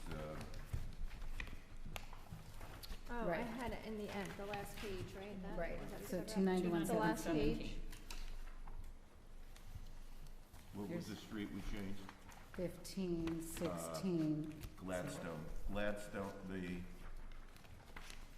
only change, and it should be a one-page law, changing that section which reads Gladstone Avenue West between Clinton and Hillcrest Avenue should be changed to Gladstone West between Clinton Street and And Kelmore Kelmore, Street. correct. All right, right. do you have that? I don't have it in my packet. In which section? You said 291, 17? 291-17. Or 19. 19. Oh, yeah, I was 19. gonna say, 291, it was 19. 17. I'm sorry. Okay, and we're looking at Gladstone West? Gladstone West between Clinton Street and Hillcrest Avenue. That should be revised to say Gladstone Avenue West between Clinton Street and Kelmore. I was gonna say, where's Oh, it's at the very back, the actual. Oh. Oh, there it is. I did have one other thing, 291-19-1. Taxi cab parking. We had taxi cab Yeah. parking on the main street when the taxi cab was on the main street. They are no longer on the main street. Aren't they back on the main street? They are? Yeah, Yeah, they they're- moved. They moved. They They're back moved. on Oh, the they main street. did? Yeah. They're over Yeah. here on West Main? I believe so. Right I in the just saw corner they of Oak moved. Street Yeah, they just and moved. They're back over Main. here. Where Oh, are they? okay, okay, so then I don't need to worry about that. Where are they now? They're back on Main Street, Yeah, With- but where? I believe, right at the corner of Oak and Main. Yeah, the, Oak and Main. In Like- in what building? I don't know, I didn't look, to be honest with you. I just They're saw operating something out of on, a house. online the other day that, I was gonna say Oak and Main is the VFW and. Right, the well, right open in lot. that vicinity. I just saw the other day that online that they had moved. Okay. Because somebody asked if they closed. They are not closed, they just moved locations, but I did not ask where. So I don't know if this designation is right then, so we're gonna see from point 63 feet west of intersection Oak Street to point 107 feet west of Oak Street. So if they're in the same building, that makes sense, but I don't know if they're in the same building. So we Yeah, I may have need to no check idea. that dimension and measurement. All right, so you want to hold it until Yeah, someone we'll checks hold. it and And provides it? also, there was, I don't know if it's in this one, there used to be in front of Chardullo's old building, there was a Loading zone. loading zone. I don't know if that's necessary anymore. I don't know if people need that still. So maybe we need to look at this law a little bit more too. Maybe we could everybody just reread and see. What would you wanna change it to? Just nothing? Well, it just Like it had could be all regular day parking. parking? It just had regular parking at one time, and then we took that away because Chardullo's had the truck coming, you know, paper and all their other supplies was coming to the front of that building, not the back of that building. That was years ago, and that was on the loading But zone. what if you get a different, business in there? Then you're gonna put it back? Yeah, you can do it. I don't know what kind of supplies get offloaded to the businesses that are in there now. But I'd have to look at the sign. Does it not let regular people park there? Is it only an unloading zone for trucks, or can regular people park there? We'd have to look and see. I don't know. So I let's think- table that and look at those spaces. Okay. If it says trucks on, you cannot park there, your car. But that's what I mean. If it's an Right, unloading if zone it's for trucks. designated for trucks or Correct. loading, unloading, Yeah, that's, but So I let's- don't believe there is a Commercial. sign there that. So that would be, Is in- that would that be in 291-17? I think it's in there Parking time somewhere. limited? I didn't Okay. read it this time, but I remember 20 years ago that it was put in for them. I don't know if it's necessary anymore. Maybe we can, We right. should go look. The sign might not even be there. Yeah. I don't recall there being. I think it's gone. There isn't a sign there all that right, so says then we'll truck look into see parking. if it's still in this Okay. code. I didn't finish reading that, so. Okay. All right, so we'll table those two things. The other three will go on to September 15th. September, and September. Okay. All right, thank you very much, everyone. Moving on to public comment from the for the village board. Anyone would like to stand up and state their name? Did you sign in, Diane? You did? Okay, thank you. Welcome aboard. We haven't seen you in a while. Welcome back. Can you pull that down so we can hear? Is that better? Well, thanks. Louder? Yeah, go ahead. Okay, two things. Fire pits, I really, somebody had told me that you were gonna discuss fire pits today, and that's one of the reasons I'm here. I wanted to know, do you need a permit for a fire pit in the village? We are working on that code right now, so that is in Okay. the works. And if you put up a fire pit, can it be any size that you want? That is in the works as of right now. Okay, too. so my next door neighbor doesn't have a small fire pit, he has about a 10-foot fire pit. And of course, all the smoke is going into our house. And I had asked you before, who can we speak to in order to get this addressed?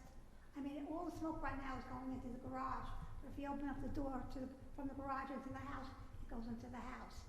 So you said the building inspector, are you sure that's? I said that would be where I would start as a building inspector, but if we don't really have a code on it, then there's no law against it right this moment. That Okay. is what I would say. Okay, and one more thing. Right behind our house is a swale, and it's maintained by the village. Well, and they were just up here, and they were just, what do you call it, mowing the lawn there, you know, the hill. Cleaned it out. But inside the swale, it's completely filled up with mud and junk. It has to be mucked out, because otherwise the next rainstorm, it's gonna be overflowing. One of the problems was that you can't drive a truck on our property. It's not solid enough to do that. But you can certainly take a wheelbarrow. You'd have to go back and forth a few times, but it has to be cleaned out. And I don't know who to call again. for The that. manager. The manager, Mm-hmm. What's your address? 90 Liberty Street. 90 Liberty? Yeah, you're Tony? Yes. Tony. And what, Cardone. give me your phone number after you speak. Okay, that's what my, Thanks, Di. okay, thanks. Thank you. Jerry, you're up next. Thank you.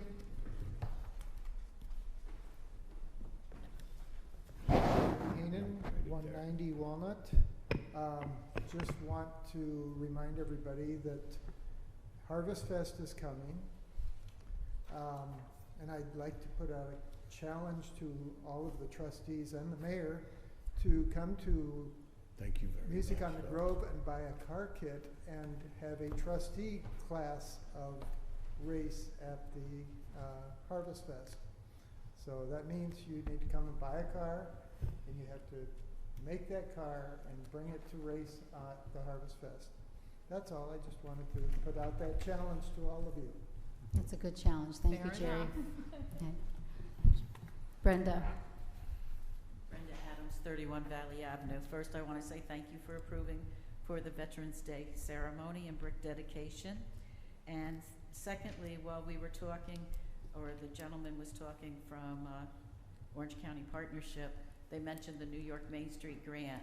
And at the time that the Community Council did the 2 grants for New York Main Street, we brought in a lot of a few $1 million into the village and did renovations to many of the Main Street properties, down Orchard Street, over to where the diner was, now the Mexican restaurant, and down to the mini mall. And that had to be done through community council because the village government couldn't do it at the time. Now the government can do it, the village can do it. And I did offer to the previous village manager and the previous mayor that we could possibly do another one, but we needed a committee, a good, strong committee, because it's a lot of work. And it didn't go anyplace. At the time, they weren't, I think, too excited to do it. But we did put a lot of money into this village. Thank you, Thank you. Brenda. I remember that. Thank you. All right, anyone else from the public? Chief, you have anything to say? Nothing? Okay, sounds good. So we are up to correspondence. We did get some correspondence.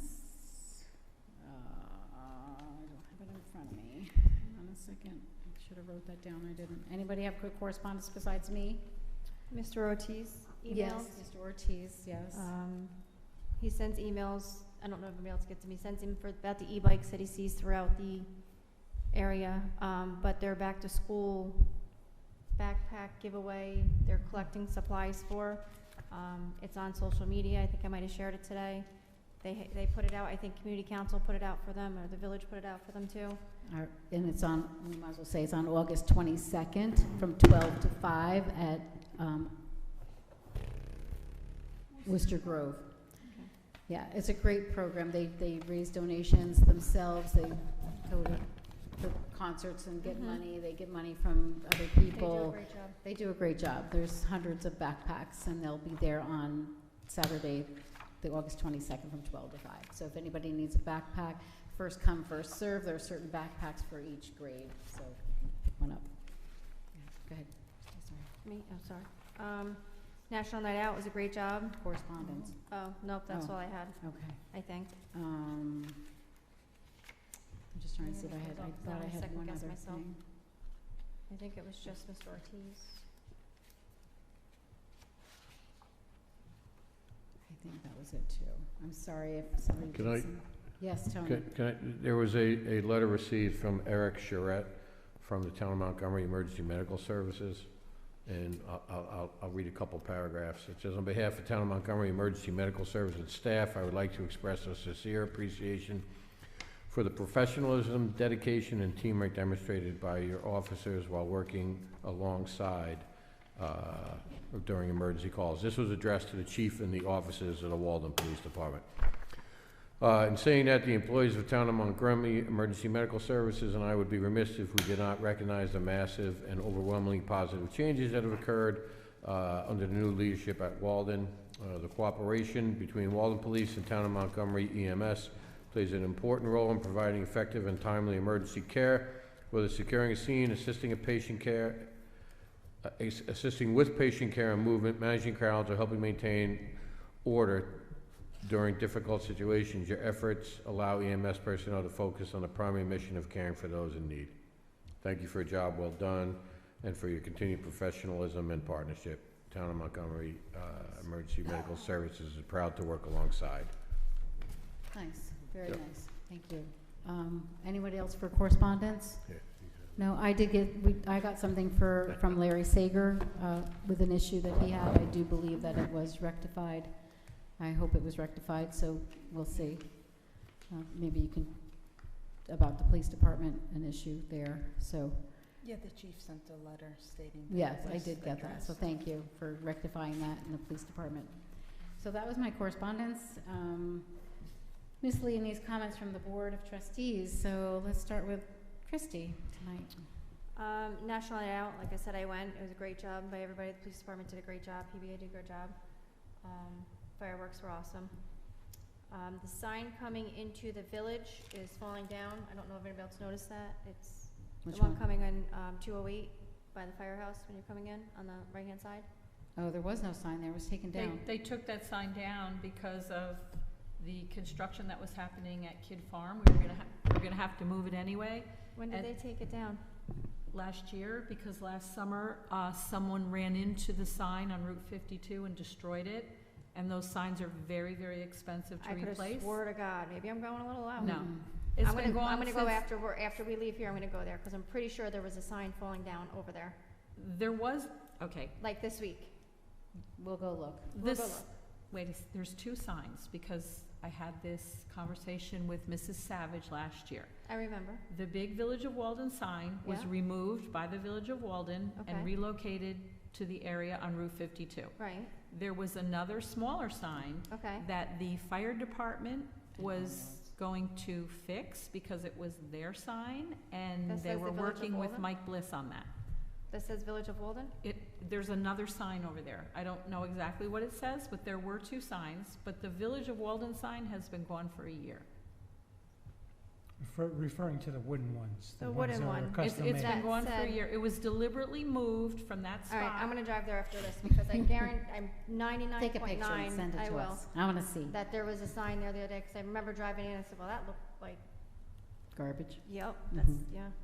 But it's been So, gone for but, a all right, year. so, and then this might be an unpopular opinion, but the exec in the middle of a meeting is horrible. We really should not do that. You want people to come in here and sit, then they're sitting here waiting. People are waiting at home online. I don't think we should do exec in the middle of a meeting. And that's all. Okay. Jose?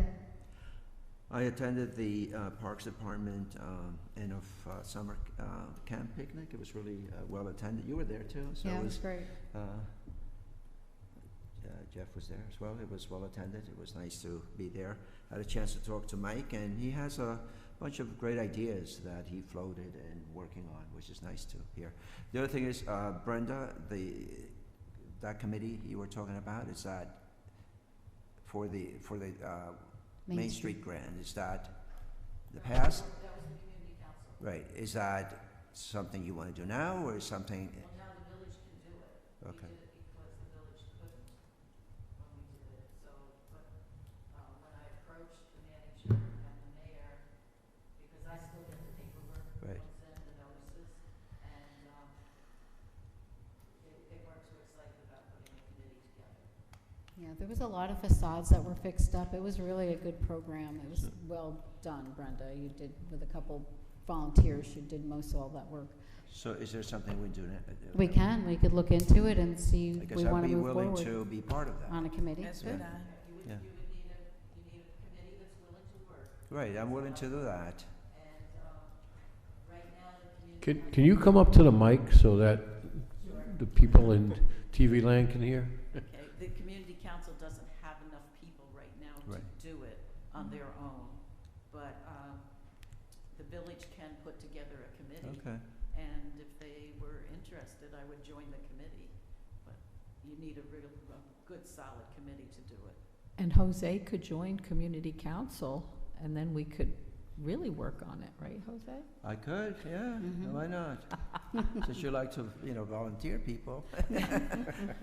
You c- Join me. Brenda. Join me. Yeah, I don't Jose? know if I want to do that. Jose, anything else? And the board can look at its comprehensive plan and provide language in its comprehensive plan, identifying what grants it wants to apply for, what its priority of needs are, so when whoever the committee is preparing it has the vision set by this board in conjunction with listening to the community to give you a greater chance of getting that grant.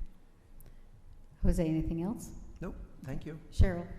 No, just a wonderful job for National Night Out. That had been the most well-attended one I've seen in quite some time. The amount of people that I saw and cars parked all the way down to the Thruway Market was really awesome. So thank you to everybody who made that happen. A wonderful job. It's very well received by the community. Jerry?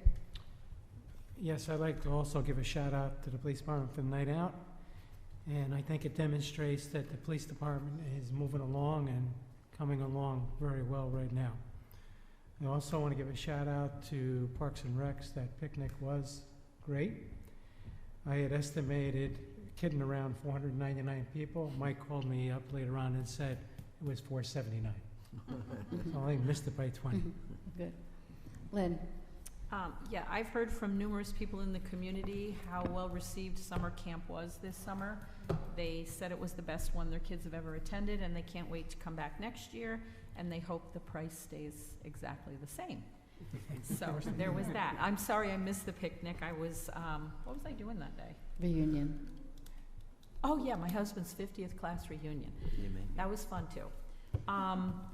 I had a meeting with the New York State Department of Health representatives, a teleconference meeting about the DWSP2 grant that we would like to work with the town of Montgomery to get to protect our wells and our aquifer.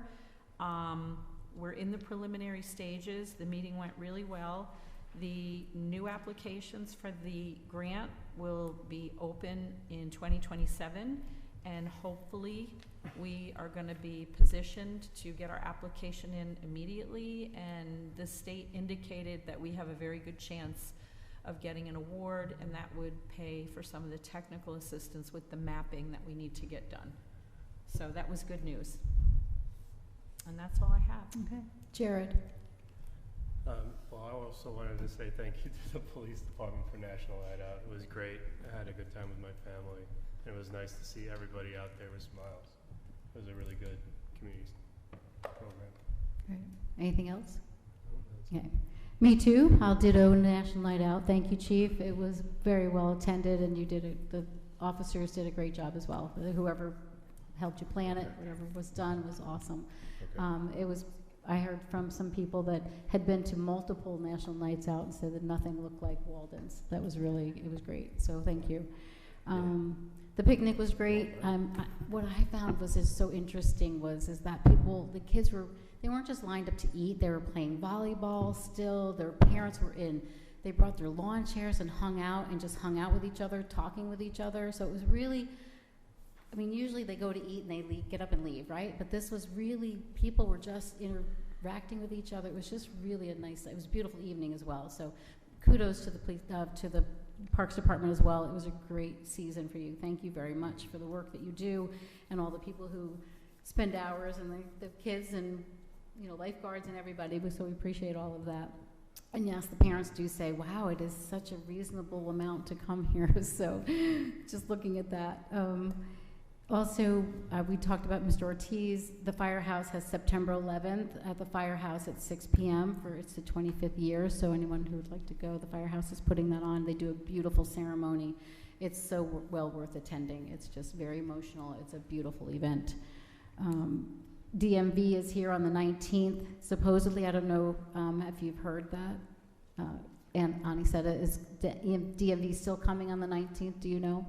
They're scheduled to be here on the 19th. Yes. I haven't heard otherwise. Yeah. Okay. The mobile DMV is back in operation. Yes, it was just August 19th, correct? August. Tomorrow. Yeah, tomorrow. Just a reminder to go online and get all of your documents that you need, because they're going to be moving and grooving, and they will be closing for an hour for lunch and resuming from 1 to 3:30. 3:30. Yeah, thank you.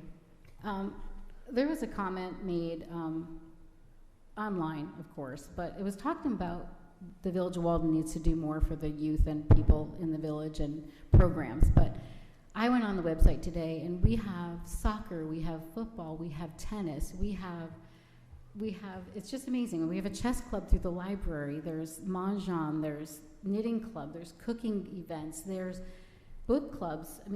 Book club, there's more to do in this village if you really needed to find something to do than most villages are ever going to have for you. There's outdoor soccer, there's the teen center that the kids can go to, there's football, tennis, pickleball, basketball. Not just sports, but there's events all the time. There's a movie night. The library just had a movie night the other night. So people are, they need to really be more involved if they want to come and look. And I'm not saying that you're not doing that, but just check the calendars, look at the library events, the park events. There's so much here that happens throughout the months that happen. Each month is something different, but being involved is great. Just so I said, like the picnic, there were people just hanging out and being part of each other and talking and conversing and just being a part of the community, which was really nice to see. Well, a lot of the events are free. Yes.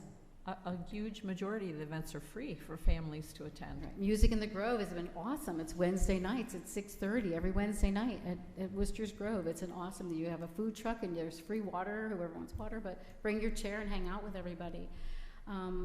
So that's just nice. I just wanted to say that there's so much to do here. Then we appreciate the people who put and make that happen. So also. There's a motion, I'd like to make a motion for Tony. Tony will be exiting shortly, but I would like to have him kind of be here a few hours a week once when the new manager gets here, to be able to, there's a lot been happening in the last couple months and he's been controlling, and just to get her feet wet. So I just would like to make a motion to be able to have him the foot in the door for training for the manager, not training, but to just transition, I guess I'm going to say, to be able to do that. It's not going to be a full-time position. Of course, it's not full-time, but a few hours when needed, if the board would okay that when she starts, I think it's going to be worthwhile and beneficial to the village. I'm going to make a motion for that. I so move. Okay, is there a Second. Okay, any discussion, any thoughts? No? You're all in favor? Aye. Thank you. Thanks. Thank you. You're welcome. No, we appreciate you. Thank you. We are going to start working on the e-bikes law again, because I think there's a lot more that needs to be developed in that. And I know that people are still talking about striping of the parking lot and the roads. I don't know. We usually try to do that sometime during the year. I don't know what month that's done in, but we usually, do the circle with the striping, and we do the parking lot, so we do some striping in the village. Tony, can you just check on I'll when check, that's yeah, I'll usually- check with Highway. I'm not sure when in the that's morning. done, but it should Yeah. be looked at soon before winter gets here. Okay. I think that's all I have. Can I add a couple things? You may. So there's a couple things I left out with my report that are bigger items. So the 2 pumps were ordered for the sewer department, and they should be here in a couple weeks. I was down there today. The Generac generator for Tinbrook is inoperable. So Billy's going to have the what's the name of the company? It's not- Generac? No, Oh. Gen what? It's not Generac, but it's the parent company. They're going to come down, take a look at it. They have to do some electrical repairs on it, and they said it's going to be probably at least $1,000, depending upon how in depth the repairs are going to be. It could go up higher. So that was number one. Number two, so the control report and the paperwork for civil service was as off kilter as it could be.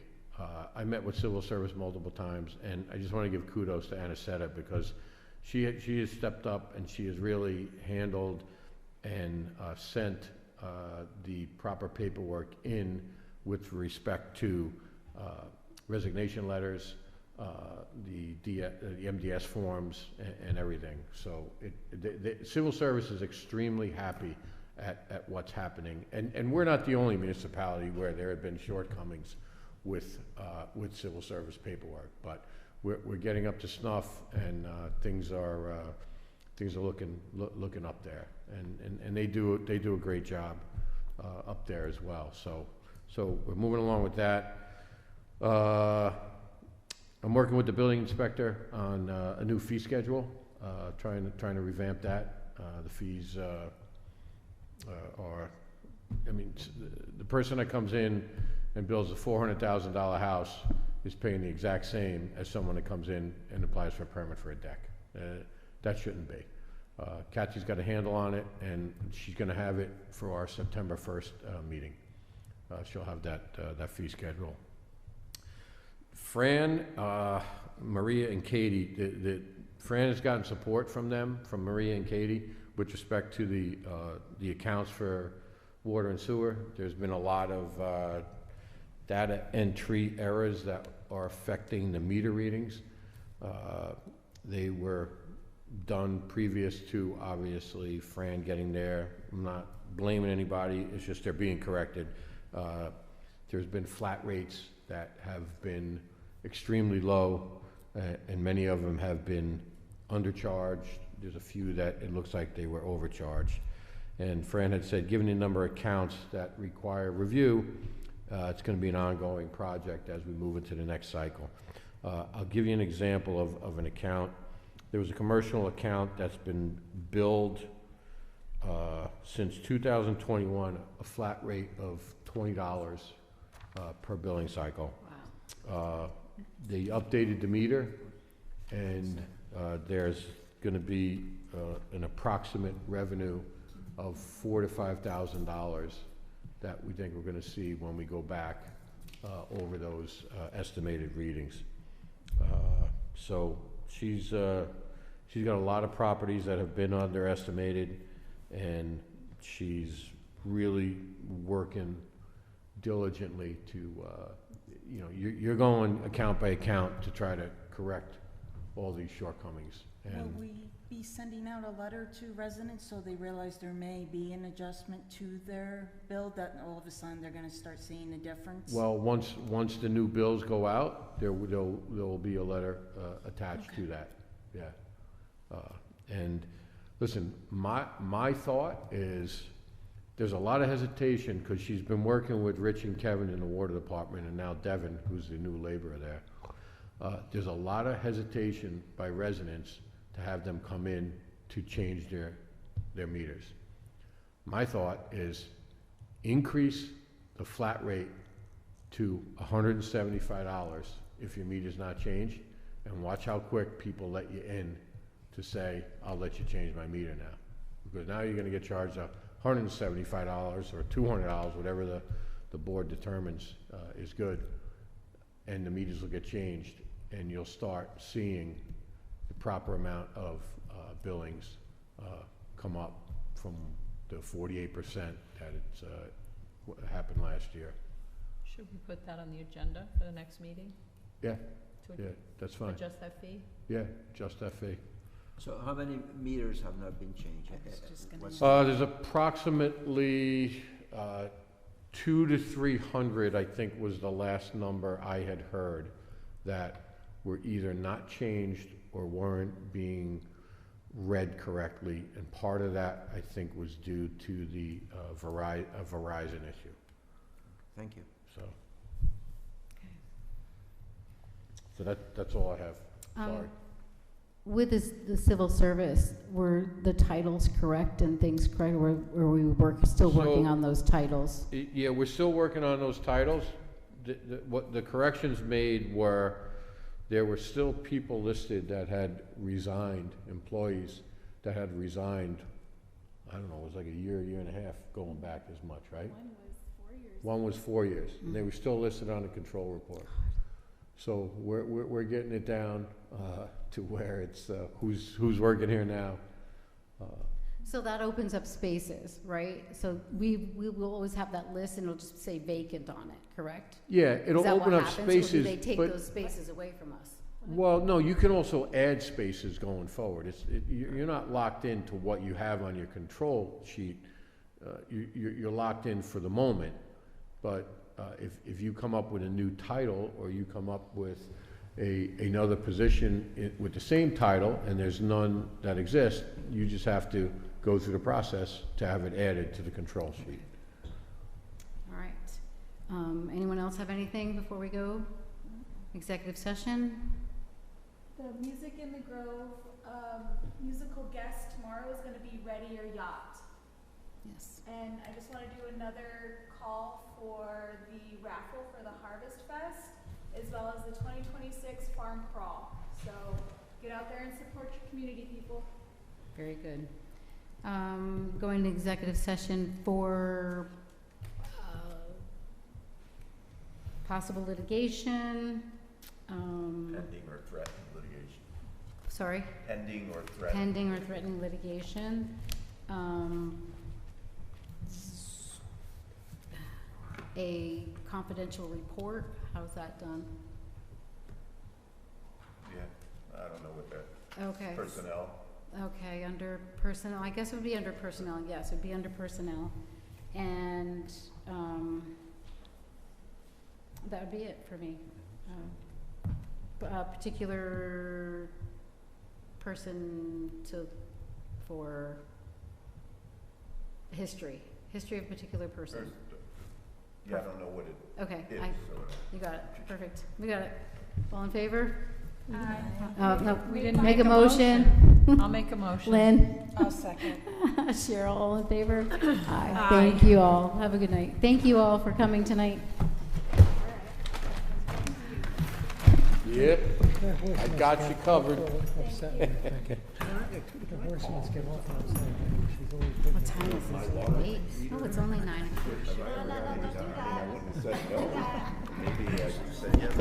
Yeah, if you wanna call and, yeah, if you wanna call and talk to Fran and see if your meter is on the list. Yeah, just I mute don't him know. as soon as you take your finger back.